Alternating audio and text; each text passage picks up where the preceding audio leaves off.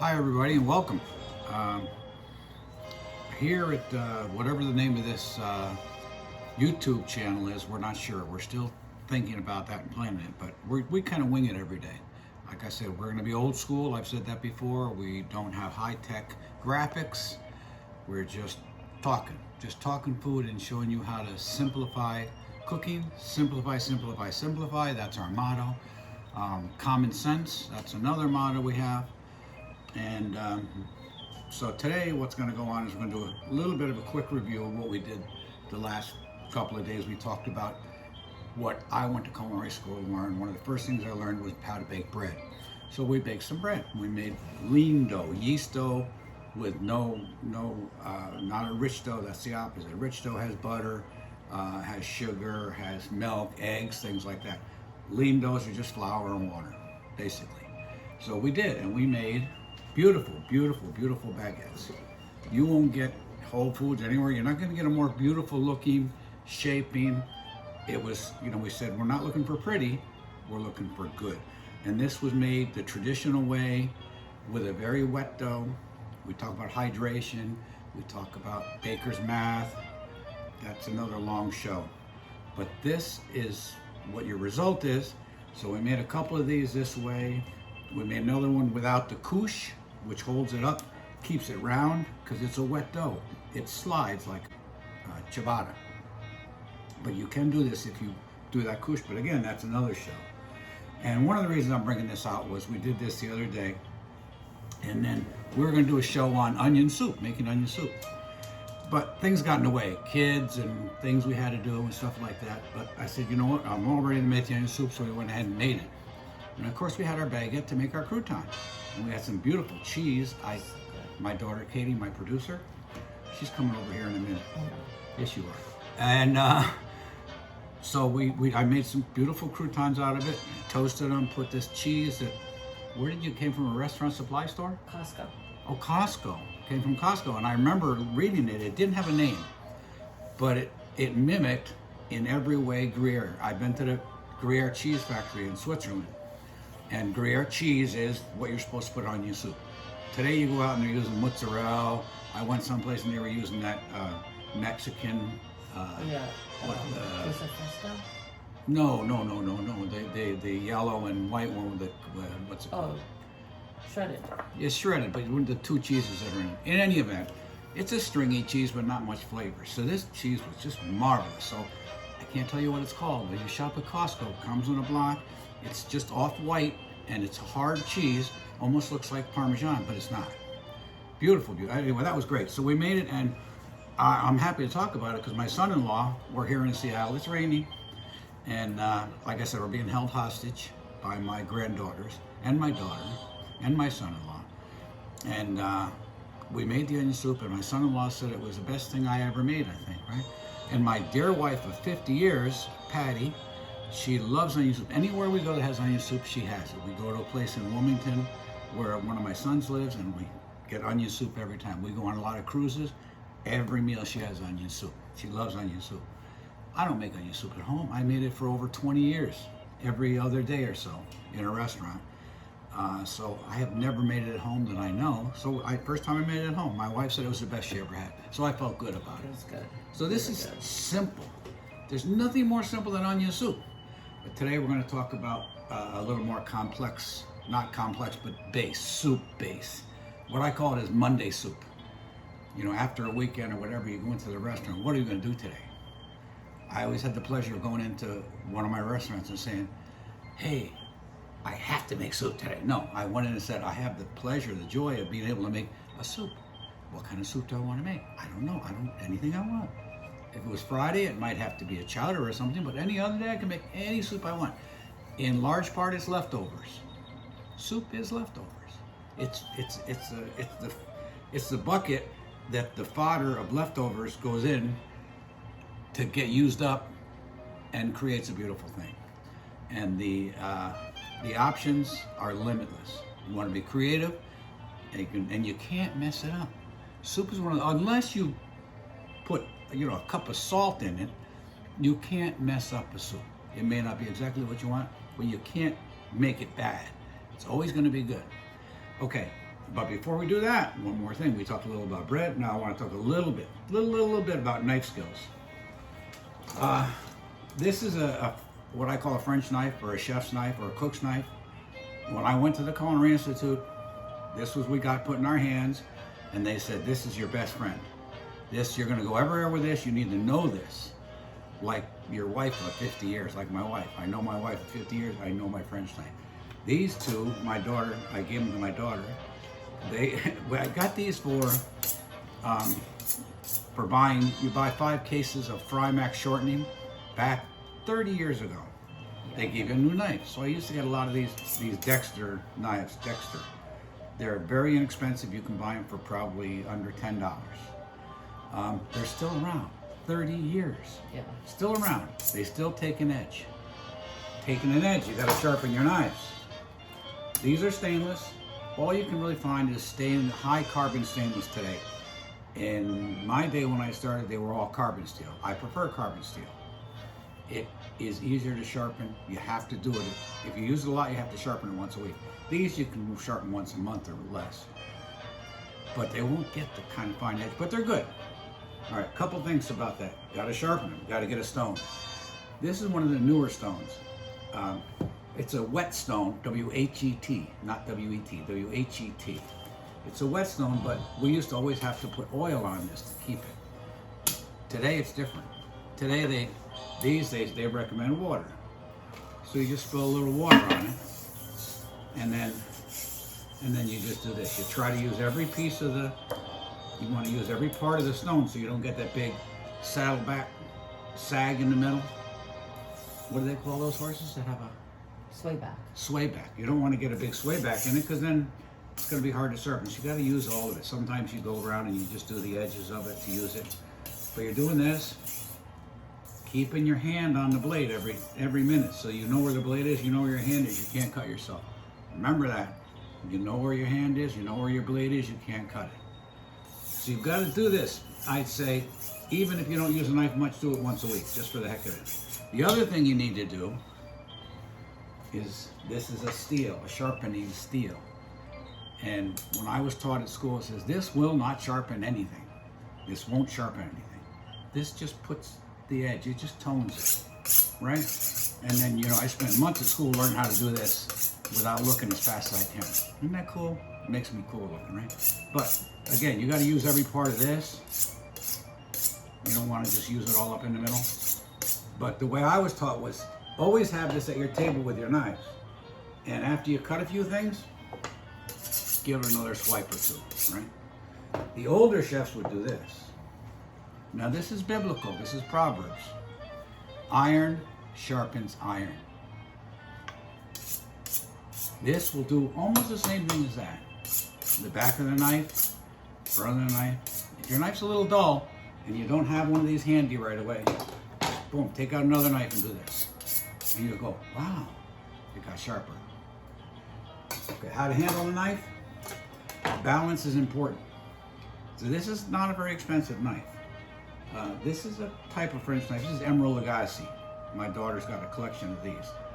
So balance. You should have one finger on the handle and one finger on the blade, and it should balance for you. That goes for a French knife. Other than a cleaver, no, obviously. A boning knife, no. A paring knife, no. But this is your everyday, 90 to 95% everything you do is done with this. You can, things you're supposed to use a paring knife for, most chefs will just use this. It's just, this is us, it's part of our body, it's an extension of our hand, right? So learn to balance, all right? The most important thing about using a French knife, or a chef's knife, cook knife, whatever you want to call it, this is a 10-inch, I believe. Could be 9.5, 10. I like a 9-inch knife. I like the Hinkle brothers. Gustave Emile Ern was the best. This is a Sabatier that I gave her that I had. That used to be a pretty good name. But again, the French knife I have at home 20 years ago was $150. It's probably $200 now. This is, today even, is probably $19. It's fine, it's adequate. So the most important thing when you're using this is you take your thumb and forefinger. Katie, I want you to meet Katie. Come on over here. She's embarrassed because she's not dressed up. She usually gets dressed up, but she's pretty good to look at. Hello. This is my dear daughter, Katie. This is her home in Bothell, Washington. And she loves to cook. My kids all love to cook. All right, so what you have to do first is thumb and forefinger on the blade, right? Try that. Right, thumb here, forefinger here, right? Okay, then the other 3 fingers around the handle, right? All right, now hold it like this. All right, now I'm gonna try to turn it. Stop me. Come on, you're stronger than that. Okay, now put your hand just on the handle, right? Whoa, that knife just turned. So if I'm cutting something and a knife turns, it could go into you, right? Can this ever go into you? No. No. Okay, so hold it tight that way again. Right? That's why you're holding it that way. Okay, so next. Not yet. I'm not done yet, honey. Okay, hold it down here.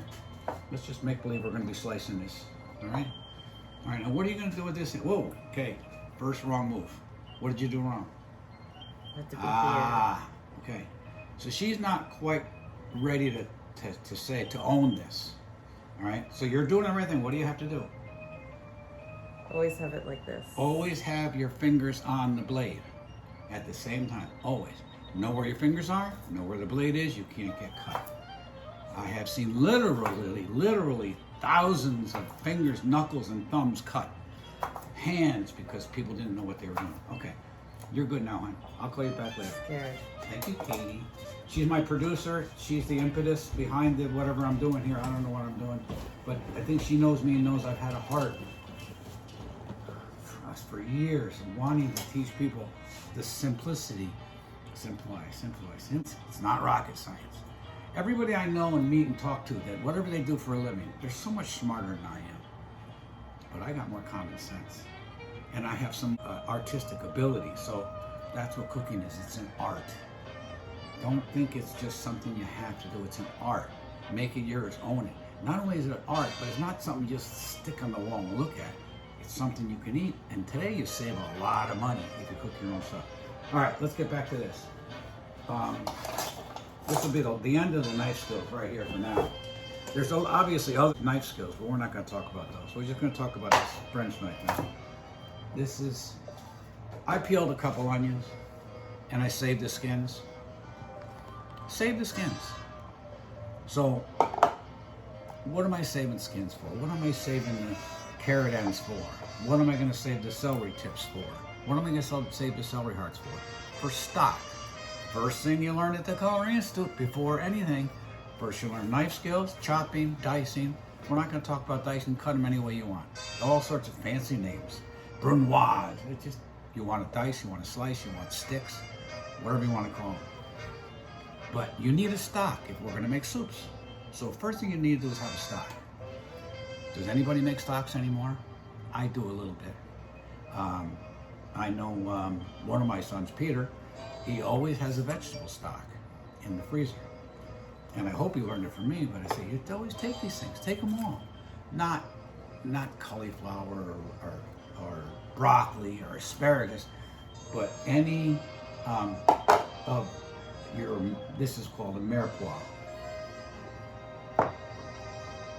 We gave a French word the other day, mise en place, mess in place, to put stuff in place. French means put everything in order, mise en place. Mise en place means I'm gonna have everything I need to make my soup, right? Now, then the next thing in French that we learned at the Culinary Institute, was pounded into it, was mirepoix. Mirepoix roughly translated means mixture. And these people a lot of times call these aromatics. We got celery, carrots, and onions. It's the real holy trinity. In New Orleans, it's onions, celery, onions, and peppers. But in French and continental cooking, it's celery, carrots, and onions.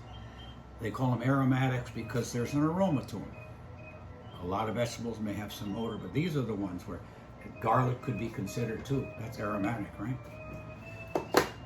So, but this is the base for any and all soups. Just about any and all soups. There's some you're not going to put them in. So you have to know how to do these, because the example I give, this is an onion. Now, I never cried peeling an onion, ever. You cry peeling onions? Only if they're not in the fridge. Right. Why do you put them in the fridge? Did I tell you that? Yeah. Yeah. Keep them in the refrigerator. You're never going to cry. I see people crying. I'm going, why? Yeah. It's never happened to me. Plus, I think you get immune to them after a while. But you ever boil an onion? My mother used to boil pearl onions for Thanksgiving and things. And the smell is kind of off-putting. You saute an onion, beautiful, wonderful. Even celery. Celery, boiled celery. I make celery stock because I love celery soup. I make a celery stock. The stock doesn't have all that great a smell, but you saute it. Carrots, to me, not so much. The reason we're sauteing carrots is because they're pretty high in sugar, and that comes out. The sugar comes out as you saute it, but they don't so much have an odor, so it's not necessarily aromatic. But the first soup I'm going to talk about real quickly because there's all kinds of soups. But just off the top of my head, you've got clear soups, right? To start clear soups, one of the things, there's certain things in my life that stand out like, wow, blow my mind off, like that you always send that emoji with the head blown off. This is a moment I had at the Culinary Institute. We're making stocks, day after day. Knife skills, stocks, chop, cut, dice, stock, chop, bones, this, that, everything. Making it every day, the same thing every day. Boring. Pound it into you. First soup we make, consomme. Anybody there know what consomme is? Do you know how consomme is made? All right, you make a stock. Let's say beef stock. Normally consomme can be anything, but let's say beef stock. We made veal stock, beef stock. Fumet, which is seafood stock, but beef stock. We got a beef stock. We got bones. We roasted the bones to brown them. One student in my class, the chef said, okay, we've got these bones. They're cut in about 4 or 5 inches. So there's marrow there and everything. Came from the butcher shop. All right, we want to make stock. So in order to make a brown stock, we have to brown the bones. So who wants to volunteer to brown the bones? And the guy says, me. I remember him. He didn't make it through the second year, but he went and he got the biggest saute pan he could get, puts it on top of the stove. He puts the bones in a saute pan, turns the gas on, and he's stirring the bones around. And I don't know what the chef said. It wasn't nice. It wasn't nice at all. He got mad. No, he got a roast pan, put the bones in it, put some mirepoix in it, threw it in the oven, brown it in the oven. They always taught us, if you're making a roux or if whatever you're making, if the oven can do the work, if you're making a stew, or you're making a pot of anything, you have to put it on the stove. Especially if it's something that has the possibility of sticking, put it in the oven. The oven will cook it and do the work. You don't have to do the work. You don't have to straighten up, do anything, because the oven does the work. Anyway, he said do it in the oven. But that was just kind of a funny anecdote. A guy can just picture this guy there with this big spoon, about an 18-inch spoon, and a big saute pan, stirring bones in a saute pan. It just was funny. Anyway, so we get the stock. It's all done. Stocks are going to be cloudy from all this vegetable breakdown and all that. It's cloudy looking, right? When you buy your broths, if you buy a broth, broths are very good. Some of them are really good. They don't have any additives, nothing. They're great. We're going to talk about bases shortly. But the soup is cloudy. It's not consomme clear. Consomme is perfectly clear. It has to be. Well, how do you do that? Well, I found out one day at school. Here it goes. You can see this one, I had hair and everything. It was probably better. Look at the thing went like this. We take mirepoix, chop it up rough, just like any old way. What we used to call paisan. Paisan is just any old way, right? Doesn't matter. It's going to get thrown out or pureed. It doesn't matter. That was one of the cuts we learned. Just chop it up. So you take the vegetables, you chop them up. And then you're going to take, herbs and spices, and you're going to take maybe, depends on what you have rolling around. You don't want to put broccoli or cauliflower or anything, or asparagus, anything like that's going to break down and make it cloudier. If you put broccoli in the soup or asparagus in the soup, it gets cloudy. You put cauliflower in the soup, it breaks down into mush. That's getting ahead of myself again. So we got a bowl, and we got some crushed tomatoes in there. We've got celery, carrots, onions, crushed tomatoes, some herbs and spices, thyme, anything you want. It's your consomme. But you need to clarify it. What do we use to clarify it? All right, we're going to take egg whites. For 5 gallons of soup, we got probably 30 egg whites. We froth those egg whites up. We mix them with these rough cut vegetables. Onion skins. Throw them in there, everything. All right, so we got this mess, this wet mess of tomatoes, fluffed up egg whites. It's like today's food. When you see today's food, it turns me off. I'm old school. I want sauce on the plate. I don't want a spoon. I don't want somebody taking a spoon and going bleh with it. There's so many things they do. I don't want anybody building an erector set or a Lego set on top of my steak. Just give me a steak. You know, you want to put a little piece of butter on it? Yeah, don't build a house on it. But so we've got this mess. This is disgusting looking mess. And now what we're going to do with that mess, this is all cold now. We're going to add, for 5 gallons, we're going to add maybe 3 pounds of chopped meat. Ground beef. Ground beef. Mix that all up in there. Raw ground beef. It's a mess, right? All right, then you take that into your 5 gallons of cold, cloudy soup. Throw it right in. Stir it all up. Ugh, much cloudier now. Tomatoes, eggs. We use the shells too. The egg shells always went in too. Always went in shells. Egg shells always went in. So you got this whole mess. You put it on the stove. You turn it on medium to low, and about whatever time, depending on your stove. Again, timing. Every stove is different. Every pot's different. Every situation is different. At some point when it's getting warmer, let's say it's 130, 40 degrees, you're going to stir it once. You still got all that mess in there. Disgusting. Stir it once. Keep it going till you see it just starting to simmer or boil. Right? Then you go over, and all this egg white, chopped meat, and vegetable mix have risen to the top. And they created what's called a raft. It's a raft. It's floating on top. So you see it starting to bubble a little. You take a spoon and you break a hole in the raft where it can bubble. It's a vent. It's like a whale, a blowhole, right? Now you make sure you keep it so it doesn't boil, because that would break that stuff up again. And then for a half hour or so, or an hour, just let it simmer like that. Turn it off.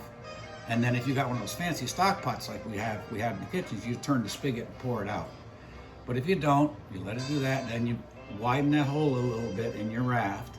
You take a ladle and a cheesecloth or a good strainer, and ladle by ladle, you ladle it out perfectly clear. And then what do you do with your raft? You throw it out or feed it to the pigs. I don't know. If you are on a farm, you could. But you just think about this. Wow, that's kind of freaky, isn't it? So that's that. All right, what I got here now, let's talk about bases. When I went to the Culinary Institute, verboten. Never, ever, ever use a base. Stocks were made in one kitchen, and the chef in another kitchen needed stock. He'd order it from the soup-based kitchen. We weren't allowed to use these. Today, probably all professional chefs use them. Not all, but most of them. I did a lot. Just get a good one. The all-natural broths that you buy, so low sodium, whatever. Low sodium is nice, but you know what's wrong with low sodium? You have to add salt. We were taught never to salt the stock. Never put salt in your stock, because you're going to use that stock to make something else. So if you salt that, and then you salt that, and then you salt, especially if you're using the bad word, the R word, recipe. I can't imagine why I would measure salt for almost anything other than baking. Baking bread, I want to use 2% salt in bread. But if I'm making soup or chicken salad or anything, I'm not going to measure. I listen to these. My wife was listening to a recipe. It says something about chicken. Real quick story. It's probably taking too long. I just overheard her listening to one of those reels. It said 1.7 pounds of chicken breast. Okay. Now I'm trying to vision that, right? 1.7 pounds. Okay. I bought chicken breast 10 ounces a piece. I bought them 3 ounces a piece. They're going to be this thick, all different, right? But 1.7 pounds. And then all the rest of the ingredients you had. And then at some point it says put oil. I don't know if they said any fancy oil or not, but it said put oil in a pan and take the chicken and saute it 7 minutes on each side. Okay, let's talk about variables. That goes back to how long does it take to cook a turkey? Don't ask me that. I can't answer it unless you can answer at least 10 questions for me. Same thing with sauteing this chicken. Saute the chicken. Well, the chicken, is it thick, thin? Is the pan cast iron pan? Is it a stainless steel pan? Is it a non-stick pan? Is it thick? Is it heavy? Is your stove electric? Is it gas? What heat? Even if you tell me the heat, it may not be the same. Medium is not medium everywhere. What temperature was that chicken? Did it just come out of the refrigerator? Did you have it sitting at room temperature? 7 minutes on each side? How can you say that? You can't. It's just stupid. Common sense. Cook the chicken. Enough said, right? Oh, and then the big question. I'll probably only try to do this once. This happened all the time. When we were young and at the Culinary Institute, someone would say, how long does that take to cook, chef? Bad move. The chef would turn around and say, till it's done! I'm sorry, I didn't want to wake up the girls. But it would be louder than that. And the chef would get angry and they'd come at you with the back of the knife and whack you in the arm. School was tough on that. Good for me though. But again, that's one of the things that bothers me. I get so many questions about how you do this, how you do that. I mean, it's your world, Bob. Bob Ross's painting. It's your world. Paint it the way you want. It's your cook it the way you want, but know how to do it and what goes on when you do it. What's the process? You want to throw the onions in? I mean, I've seen people make vegetable soup. They buy frozen mixed vegetables, put them in water, or put them in a broth and say, I got vegetable soup. But, you know, think about it. What do you want to, what works? Common sense. So, if you're going to be slicing an onion, dicing an onion, cut just a quick knife skill here. Dice, and this too, when I tell you, it took me a long time. I'm holding this. It took me a while. If you ever see a movie and there's a chef in it going like this, why didn't they hire somebody to show them how to do it? If a chef goes like this, I'm saying there's something wrong. This guy's not a real chef. You should be holding it like this and using his wrist. You'll see him a lot of times going. No, you have to build up the muscles and get used to this. It feels awkward. What feels the most awkward is the right angle. I noticed Katie with her hand this way. This is comfortable. This is great for your golf swing. It's not good. This you have to be at a right angle. Boy, does that feel weird for a month. It's going to feel weird. It has to be at a right angle. If it's not at a right angle, your thumb's going to come out, get chopped. Your fingers will drag and get chopped if you're not touching. This way, thumb under, right? These 2 to 3 knuckles, this pinky in, pinky can drag too, right here, right there. Have I cut my knuckles? Thousands of times. Have I cut my thumb? Dozens and dozens of times. So it's gonna happen. We're gonna get cut. Just trying to minimize it, folks. Holding the knife on, then hands on the knife, minimizes it. Right angle. I can chop all day long with the blindfold on. I'm gonna have a pretty accurate cut. I'm not gonna get cut. Okay, onions. The way I was taught was boom, boom, boom, boom, boom. I'll do one. If you want to say you want a fine dice, right? Okay. There's the problem right there. This part. Then they show you to do this. All right. Slice it over here on the side, and this on the side. This is a pretty involved process, so that these pieces aren't going to be good. And then you can go like this, right? And supposedly, when I went to school, the chef would come around and he'd see something, he'd say, start screaming at you. Then you have to take this end and turn it and do this to make them somewhat uniform. But in this case, we're making soup. Who cares? I don't care. The other thing is, I said for me, rather than having it turn and going parallel to the veins in the onion, I'm gonna go the other way first. So normally we would go like this and then go this way. I do it this way. I do it this way.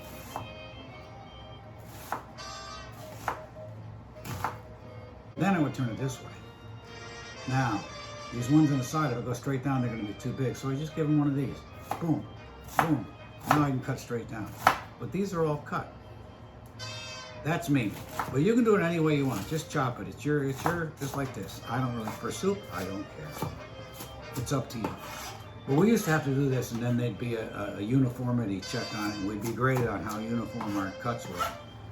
And then in some classes, when we were learning to make perfect soups, we would take the onions and take them apart section by section and then cut them in perfect strips so that every single dice was a 1/4 inch or an 1/8 inch, or a brunoise would be an 1/8 inch, we call brunoise. Okay. Then, you know, celery. And mirepoix, I was taught, was 2 parts onions, 1 part celery, 1 part carrots. So I want to dice these, right? This one's going to be a little bigger. I don't care, right? I would cut them in half just to make it half as long.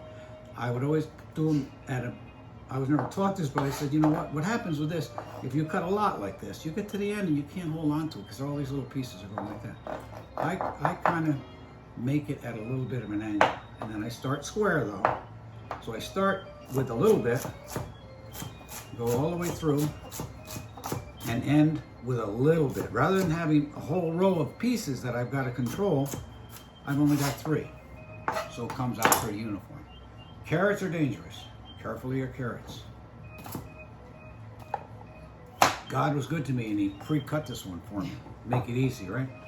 But that's not where I want to cut, but that's all right.